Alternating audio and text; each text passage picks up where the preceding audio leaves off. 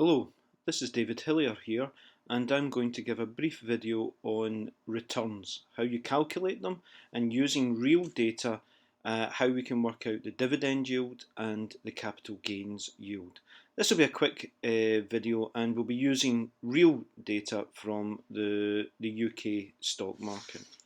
So to start off, what we'll do is we'll talk about monetary returns, actually thinking about, well, okay, return, how much you make in terms of cash flow, and then we'll go on to look at a relative return measure, which is the percentage return.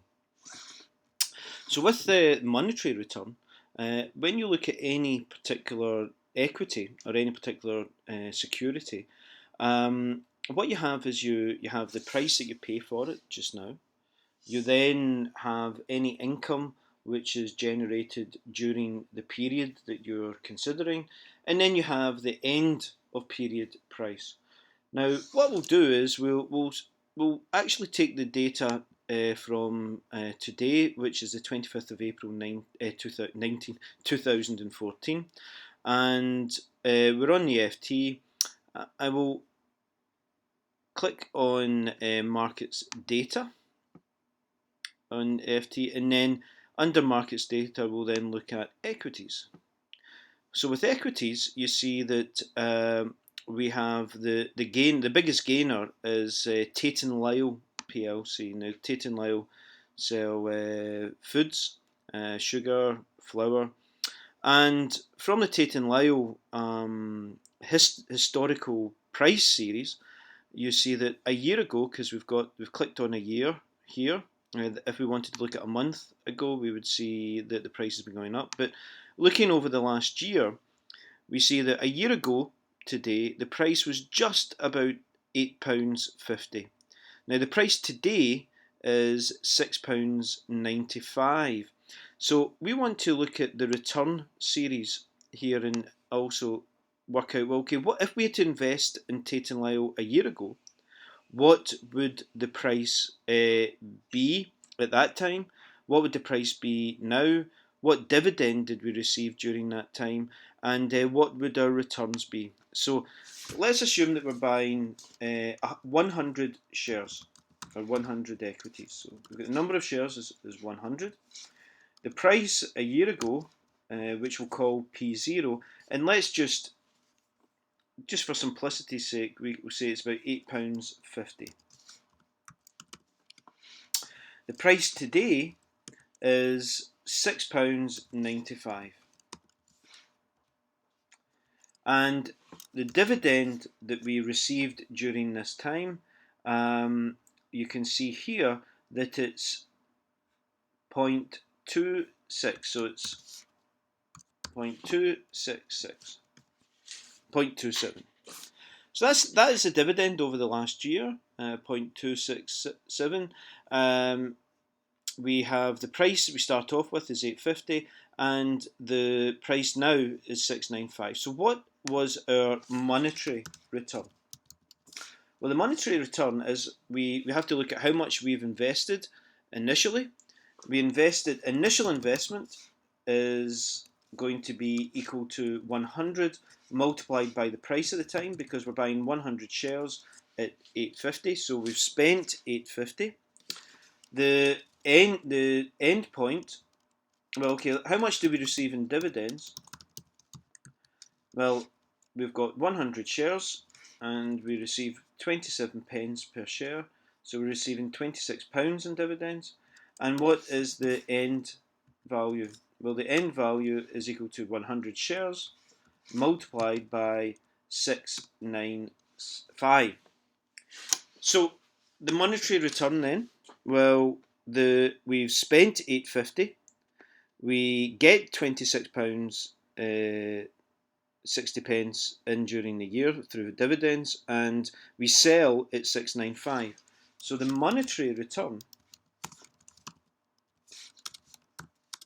is equal to minus 850, because it's a cash outflow, plus the 26 dividends, plus the 695 that we sell it for, and we see that our monetary return is negative.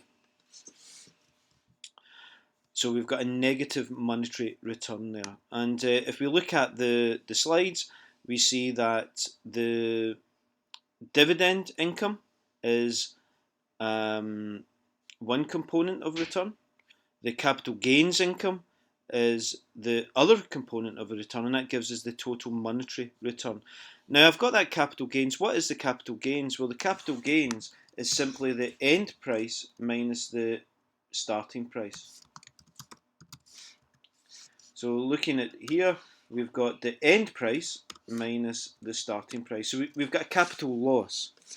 And the monetary return consists of the capital gains plus the dividends. And you see here that we end up with the same monetary return.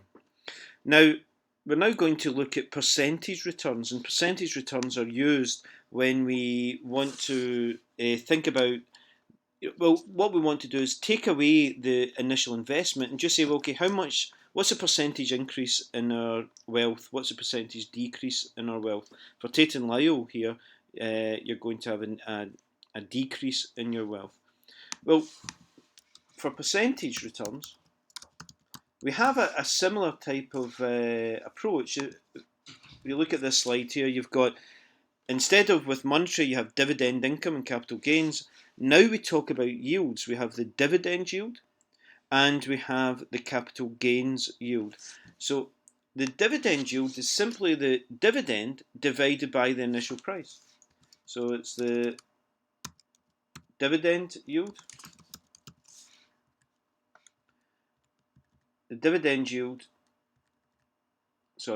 is equal to the dividend, which is 0.27, divided by the initial price.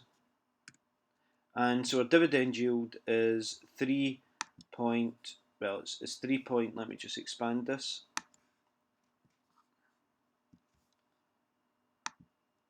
3.13%. What is the capital gains yield?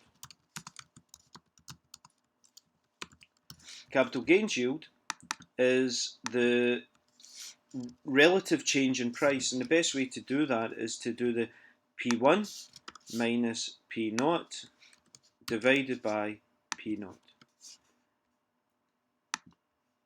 This should be percentage. So we have a negative capital gains yield. The percentage return is simply the sum of the dividend yield and the capital gains yield. So it's just 3.13% minus 18.24%, and that is minus 15.1%. Now there's another way in which you can calculate this, and the way you would do that is you would have the return, percentage return, is equal to P1 plus the dividend over the past period minus P0 all over P0. Now, looking at that, you see, well, you've got the dividend yield in here and you've got the capital gains yield in there. And so it's the same formula, but in this part we just broke it up. So let's just look at this. It's the P1 plus the dividend minus P0 divided by P0. In percentage terms, it's 15.11%. So we've calculated the monetary returns, we've calculated the percentage returns. Monetary returns is dependent upon scale, and if you're trying to compare investments, you want to try and get rid of the scale, so you're just looking at the actual relative performance. So that means that percentage returns are a better measure here, because if we had chosen, like let's say we'd just invested 50 shares, then our monetary return would change, but the percentage return stays the same, and that's what you want to keep with percentage return. That's the power of the percentage return. You can see here in this slide I've just broken up the percentage return into dividend yield and capital gains yield. This is what we do here. So, simple video explaining what percentage returns are and monetary returns are. Thank you very much.